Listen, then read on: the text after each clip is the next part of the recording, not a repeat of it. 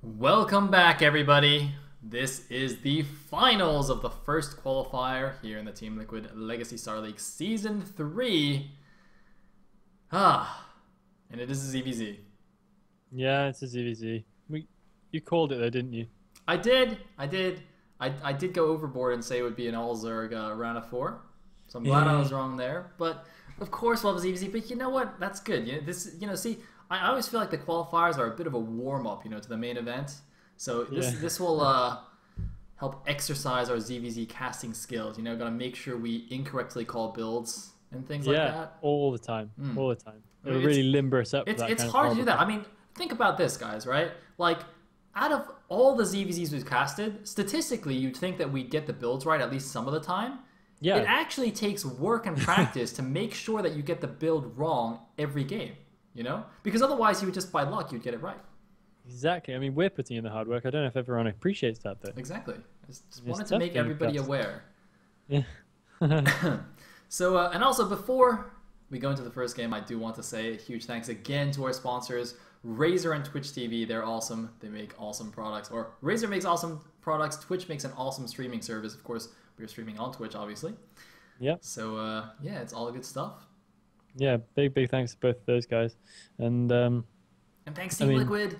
Team Liquid is the best. Oh yeah, thanks to Team Liquid, and they make a very comfortable T-shirt as well. I recommend that you guys all try that out, and it's a great way to show support for everyone's favorite website. It's so good that sometimes during a stream I have to F5 it just to see if I've missed anything. That's how good Team Liquid is. Exactly, that's exactly right. So with that, a ZVZ between Zaraki and trutaCz. What do you think, Elegant? Who do you think is the favorite? Don't ask me that question. That's a really tough question. I would have to say trutaCz. I would agree. I would absolutely agree. trutaCz is an absolute beast, no question about it. Yeah. It's really hard to bet against someone like Zaraki, but trutaCz is one of the best Zergs and therefore one of the best players we have. So it's it's hard to call it that, but I think that trutaCz definitely has the edge in this one. And the thing is, there's like a million really strong Polish Zergs, so I bet he has a ton of good ZVZ practice partners as well, right? I mean, there's like Julia, there's Zero, South Park. I mean, Poland just cranking out them Zergs. Anyway. All right, what is it? Bulgaria too, just like a million good Zergs. I don't know what's up with that. Anyway. Bulgaria, really? Yeah, dude, they got like Technics, they got Jimbag. Jimbag. Dude. Is he going to be back? I hope so. I hope so. Yeah, I don't know what's up with that. Anyway, we're going to see a ZVZ on Destination. Of course, being a mirror matchup, maps usually won't play too big a part. Although I do want to say, there was an amazing game on this map between Rhett and Flaff in TSL2. Is it Flaff? Flaff is such a great name. I think it's Flaff. Anyway, yeah, where I think Flaff did like some crazy mind game trick and like hid Zerglings at his left side third base or something, and it was a pretty cool game. Yeah. I did. That does ring a bell actually. But yeah, it was good. It's a while ago. It was a while ago, but it was good. It was good. So yeah, I am ready for game number 1. How about you, Elegant? I'm ready for game number 1 as well. Excellent. Here we go.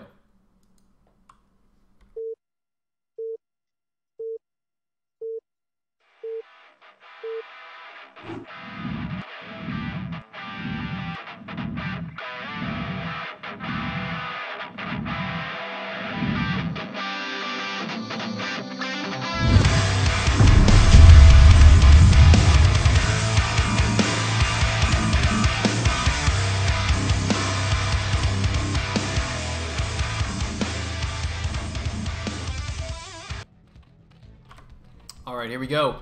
At the 12 o'clock position as the green Zerg, we have Mr. Zaraki. At the 6 o'clock position as the peach Zerg, we have trutaCz. Do indeed. I'm just kind of thinking, I miss Flaff. I love his name. Like, saying Flaff. He was primarily a 2v2 player though, wasn't he? Like, he had pretty good 1v1, but I think he was mainly 2v2. He was one of those funny mainly 2v2 players who had A- 1v1 as well. So, he was no slouch. He was good. he had it together. I feel like we've seen him more recently than then. I don't know. Then what?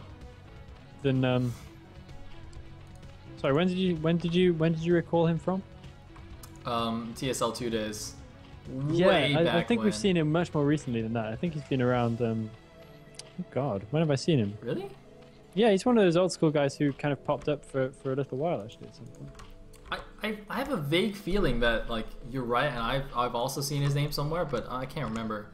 Yeah, I don't know exactly when, but I'm sure it happened. Okay, Elegant, are you ready to miscall the build first here? I was just about to say let's miscall the builds. We have down in 6 o'clock a 4-pool. Yes, 4-pool, 12 gas, solid build. It's best to go really wrong, just so you're kind of safe. But no, we did in fact see a 9-pool followed up by 12. Followed up by gas. I messed you up. Oh, you got Yes. Oh man, that was so good. That was such a Freudian slip. Gotcha. Yeah, you placed it in my mind. I did. Was that deliberate? That was. I knew it was coming, man. You see, that is true skill. I planted it. It was like Inception. I planted the thought in your mind to be used later on. I'm going to let you call the build from Zaraki because I need to take him in. Alright, well, it was, I believe, an overpool. So, overpool against Linepool here. And it's going to be an overpool expand. Alright, very good. So, yeah, Zaraki, of course, going to play defensively against this Linepool, which he will see in just a second with this Overlord. Notice that both players sent their Overlords towards their opponent's naturals instead of straight to the main. Of course, you want to see any early hatcheries, you want to see any Lings incoming. So this kind of showing you both cases here. Yeah, I mean, we're going to see this interesting situation whereby Zaraki's going to have to defend his natural hatchery quite late. And for anyone who doesn't really know Zogi, this can look like quite a catastrophic situation at this point. But the timing actually does work out really nicely for Zaraki to be defensive. And as we'll now see, he'll pull a couple of extra drones. But barring any major micro errors, he should be absolutely fine. But we could see a little bit of a run by here. A couple of Lings maybe make it through into the main, but not quite. Not quite doing so. I mean, unfortunately, it does require the use of those 2 drones, which is quite a serious mining time loss, and he might even get one of those drone snipes. Oh, that is a real... Oh my god. Oh my goodness, he gets 2 drones sniped right there. Straight away, that is really seriously bad for Zaraki. Wow, I thought that was going to go Zaraki's way because trutaCz took a lot of hits running in to try and get that run by and didn't get it. And then a huge miscontrol there at the end with the drones. Man, that is so bad. Yeah, that's bad. Really, really bad. I mean, also, by the way, trutaCz of course went lair first to go straight for the Spire. Zaraki though got Ling's speed first, so his speed's gonna be done a lot quicker. And obviously, he has the bonus of the 2 hatcheries worth of larva, so he could put on a lot of Ling pressure right now. Yeah. And try and make or force trutaCz to use larva to make defensive Lings, so that when the Spire finishes, he actually doesn't even have larva to make the mutas. Yeah. I mean, the one thing I would think is if you kind of have a big early kind of problem like that is to go all in with something like Lings if you've got the hatchery advantage, but it looks like Zaraki is actually deciding not in fact to do that, and he's still droning up, so he's just going to play defensive. So he's kind of accepting a little bit of a deficit after that early drone mistake. I say a little bit of a deficit, it's actually a lot more than it appears to be. Yeah, I mean, let's take a quick count of the drones. 1, 2, 3, 4, 5, 6, 7, 8, 9. It looks like he blocked his Spire for a second there. 10, 11 drones versus 1, 2, 3, 4, 5, 6, 7, 8, 9, 10. I think it's 11 on 11, unless I'm terrible. Yeah, so we actually have even drones, but of course the second hatchery is done earlier. He's actually getting an evolution chamber here, so Zaraki, well, he's actually correct because the Spire is finished now for trutaCz, so he does need that to help defend himself. I'm a bit surprised he didn't go for any kind of Ling pressure whatsoever, just purely using them defensively. But I don't know, I guess he was feeling a little bit scared after what happened earlier, so he's just gonna play defensively, and that's okay, that's not bad. He's gonna spore up his mineral lines, as you can see. He should be in decent shape. He should be okay, and spore colonies are actually really, really strong against mutants, and they've got great range as well, which always surprised me. So spore colony is a very effective defense, although it does kind of open up because the spore colony damage is good, but it's not amazingly good. So the mutants can dart in and they can get quite a few drone kills, even under spore colony fire, if your mutant count isn't up to defending that kind of thing as well. So it can be a little bit. Oh, 2 HP left. That would have been a nice snipe there. Whereabouts? There was 1 Ling from Zaraki that ran into the main base. of trutaCz and like almost killed the drone randomly. Oh, I wasn't even looking over there. We do have a Zergling run by going into the main. Oh, very, very nearly getting through. Nice pull there by Zaraki, just staying on top of that. But the Lings are going to get severely damaged by those Mutas, and they might be able to get back in time to deal with those Lings, but not quite. And there are going to be more Zerglings coming in into Zaraki's base, but it looks like trutaCz actually not going to pursue that too far.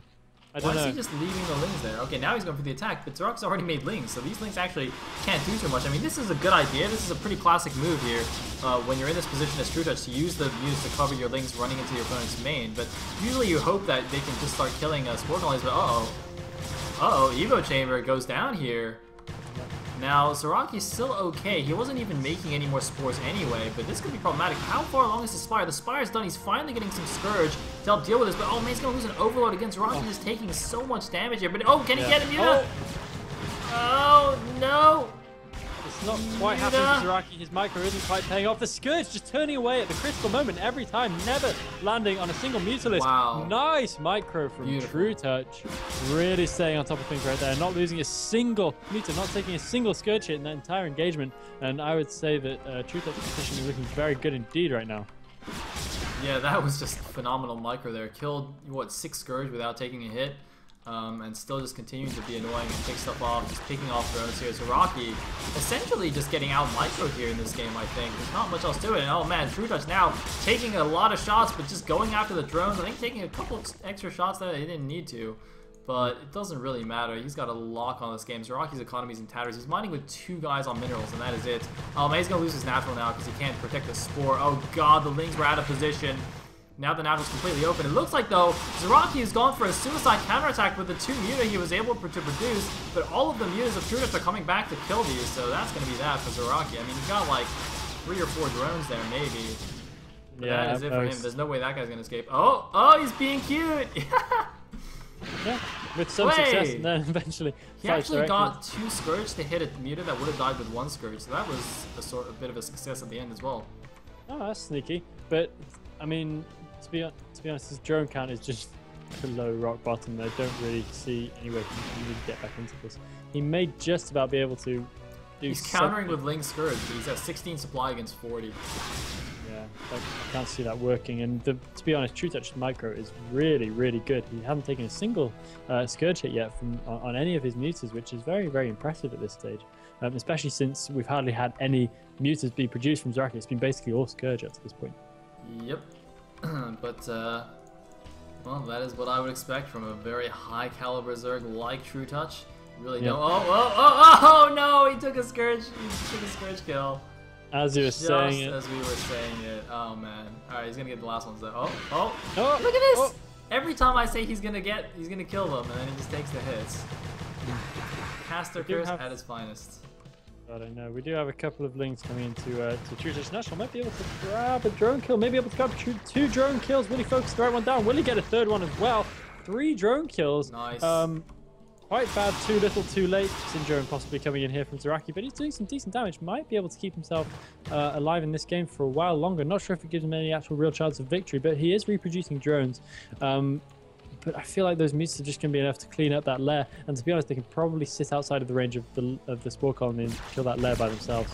I mean, it's 12 supply against 40, or, yeah, 12 supply against 40, rather. And, yeah, he's got enough back to take us down. GG from Zaraki. trutaCz takes game number 1. Very nice. Yeah, that was really cleanly played from trutaCz. I mean, he just showed no panic, no flaw in his micro, and was just so on the ball from start to finish. It's great. I mean, it was basically similar to what we saw in his play against Andre, you know, just flawless Muta control, taking the games down. And that is a lot of times what it comes down to, you know, if you go 2H Muta against a Terran or just any kind of ZVZ that gets to the Muta stage, phenomenal Muta micro will get you a long way.